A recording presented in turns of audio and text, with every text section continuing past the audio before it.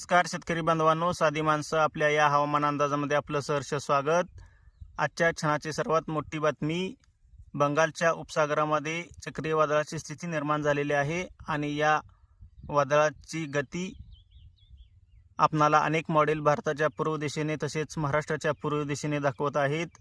महाराष्ट्राच्या पूर्व दिशेने जरी हे चक्रीवादळ आलं तरी महाराष्ट्रावर याचा खूप मोठा चांगला परिणाम दिसून खूप मोठ्या प्रकारचा पाऊस आपणाला महाराष्ट्रातील अनेक जिल्ह्यामध्ये अनेक भागामध्ये दिसून येईल। तसेच काल अंदमानामध्ये मान्सून हा आलेला आहे आणि येत्या काही काळामध्ये तो महाराष्ट्रात तसेच आपल्या भागात येऊन खूप मोठा पाऊस आपणाला दिसून येईल।